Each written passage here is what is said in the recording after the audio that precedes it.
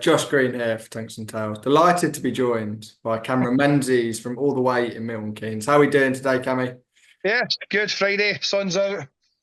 Hopefully it stays this way, which I think it is. So, yeah, it's weekend, so long week by us. So, yep, good. Friday's always good. Always good. Look, really exciting times for you at the moment. Playing some really, really good darts. You must be enjoying it.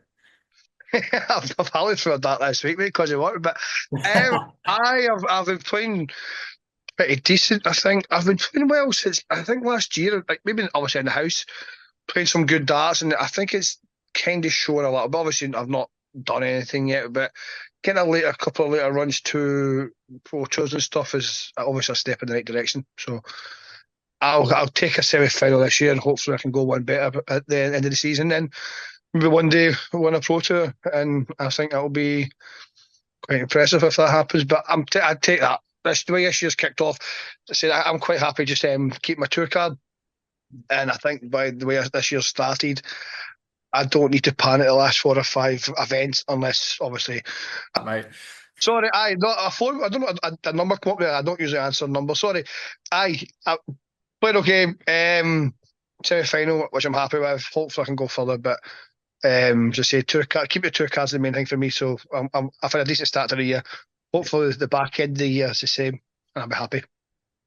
We're obviously now a week removed from the World Match Play. You made a real effort in those last pro tours to get there, didn't you? Look, you were just a couple of games away. How aware were you that there was a chance to get into Blackpool?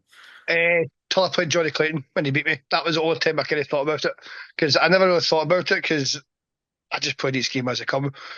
And the way I was playing and I was doing stuff, I felt like that I was playing good enough to beat Johnny, but Johnny just smashed me. He played really well, and that was the end of that. But it wasn't massively on my mind because say that I knew I was not far off the thing, but I didn't do much the last couple of events, so it was more my mates texting me saying like, "Oh, mate, Blackpool stuff," and my family stuff. But it wasn't on my mind till it was a little bit on my mind against Johnny Clayton, but it wasn't enough to put me off. He just smashed me, simple as that. But it must be sort of gain confidence from putting yourself in those positions where you're getting closer to these major tournaments. You're in a position where you could qualify for the World Grand Prix. These sort of things are getting closer now for you. Yeah, that's obviously where you want to be. If you're doing that, then you're obviously going the right direction. Um, I try to think the way I've been playing, like even when I'm getting beat, maybe apart from maybe 1 or 2 games, I'm usually averaging the 90s, which is something that I've always wanted to improve on because there is times when I've played and I've got beat and I've been terrible. I've had one bad game this year, but I think I didn't know what really bad average this year. At the same time, I pulled it the day before, so I wasn't feeling the greatest. But out of that, when I've been beat, I'm usually playing okay. Usually that's a good sign, and I'm happy I maintained that because usually my issue is 100 average, 78 kind of thing. I think my consistency is getting better, and I feel like sometimes I'm kind of a bit of luck when I'm not playing great. I'm getting a couple of wins, which is helpful because sometimes a good game's around the corner. Yeah. What do you sort of put down that boost in consistency down to? I don't. I think it's just playing these guys all the time because you know if you're off it, you're beat. 'Cause I don't really practice any difference now than ever. I just maybe playing against this standard of players. If you hit below 90 average, you'd be lucky to win a game. So I would say that's mostly it. Like playing, just having to be in your A game all the time. I know we don't play any A games all the time, but if you drop off, you're out. So maybe I think it's just mostly playing at the highest standard has obviously improved my game. Yeah. You talked about the tour card situation in previous years. It's been last sort of 6, 8 weeks, and you've been in a Mm, position where you could keep it, you could lose it. yeah. You've obviously gone a long way to keeping it so far this year. Does that sort of take a little bit of pressure off your shoulders? Yes, because there's nothing worse. I was always in a decent position at the end of the season, but I wasn't safe till I was at the last couple of weeks. But I Mm. was always like in a very good position to keep it, unless like I had like if I didn't win in the last 4 or 5 weeks, and certain players won, so it was like not impossible, but it would be very very unfortunate. This year I feel like, as I said, I'm not safe yet. I can obviously lose every time now and lose it all, but I'm in a better position this year than I was obviously before. So I might. I think that will hopefully put the pressure off and then just enjoy the rest of the season. Because if you've got pressure on yourself, the doubles start getting smaller and the treble starts getting smaller and the arm starts snatching. So pressure's a wonderful thing sometimes. What do you want to achieve in the second half of this year? What are your aims?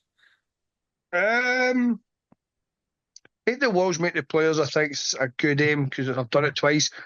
Um, just I feel like I'm 47 after the moment. If I finish the year 47, that's an improvement in last year. I'd like to try and get higher in the 40s.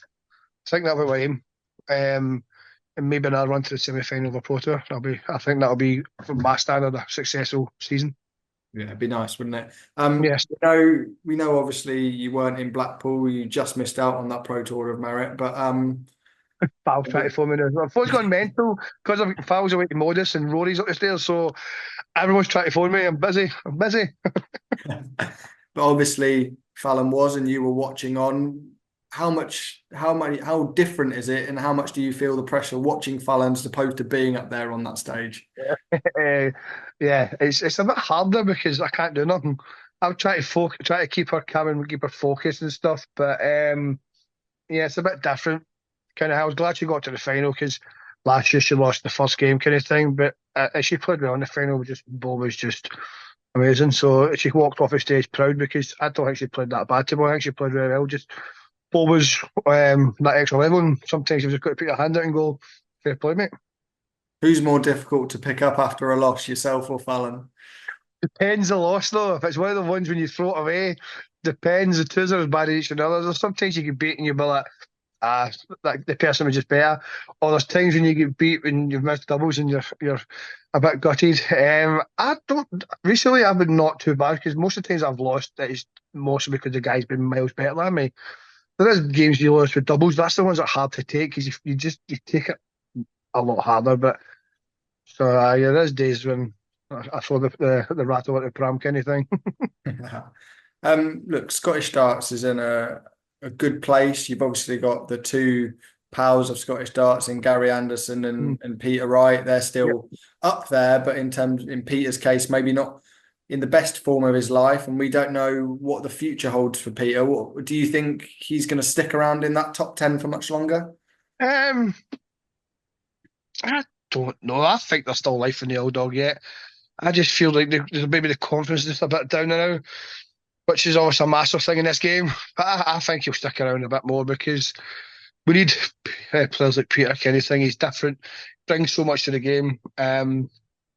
He's, I think the hardest thing with Peter is you watch him sometimes and you watch some games, he has 107 average and you're, oh, it's there.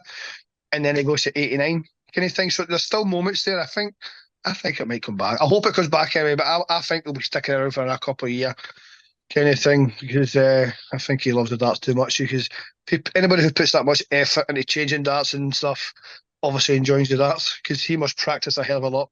And we've always talked about Gary Anderson and his love for the game and whether it comes and goes over the years. But look, he's playing some brilliant darts at the moment, Mm. top of that Pro Tour Order of Merit, obviously qualified in that number one position on the Pro Tour. It's one of the best versions of Gary Anderson we've seen, isn't it? Yeah, he's changed to his little darts and little fat bottom darts kind of thing, and he's playing some cracking darts at the moment. Aye, it's good. It's good to see. I think it's the same as just we like to see Gary Anderson flying all cylinders, and it's the same we all miss Adrian Lewis because we all like players like him and flying all cylinders because they're just players out there who play darts in a certain way that it's good and easy to watch, and it's usually the guys with the most speed and natural throws. And no matter when you get slow players who might have 110 average, it's not the same as watching someone like Adrian Lewis and Gary Anderson go to toe when they're on it because it's just a great game. Yeah, certainly. Do you have ambitions of sort of becoming that Scottish star? We know you're a proud Scotsman, you love your country, but look, to represent Scotland is a big thing. Is that something you sort of look at and think, I want to be in their position? I would obviously who would not want to be in that position. I'd love to be like Gary Anderson is, but I don't think we'll ever get another Gary Anderson or Peter Wright. But I'd like to one day to wear the Scottish shirt in the World Cup because then I would. That's when maybe the moment I would be maybe Scotland number one or two. That was something I'd like to achieve. But I need Peter and Gary to retire first, but I don't think that'll happen anytime soon. And you never know, there might be young boys coming through and girls coming through that might overtake me in the future. I might fall away next year. Darts is a horrible sport in that sense. We've seen it with players at the top of the game.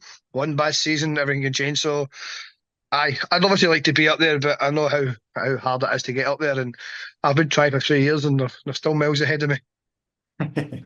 Well, I appreciate the time, Cammy. Not a problem, mate. Enjoy your weekend. Hope you do manage to get some practice in next week. And I know, well, I'm leaving at 3 or 4 in the morning to drive to Scotland to get my daughter because it's her birthday, and then I'm driving back the next day. So, and then I've got Pro Tours next week, so I'm mental at the moment, mate. But summer holidays with the kids because they're obviously off school, so I've got to take it and when I get the chance. So I'll get a practice at some point. Might even get one at the moment. So I'll squeeze the hours in. It's just this week with work. It's been crazy, but because I'm on emergency, so I've got to deal with the bus pipes and floodings and stuff. So it's just the joys of the job. top man, Cammy. Appreciate your Good time. man. Have a good weekend, mate.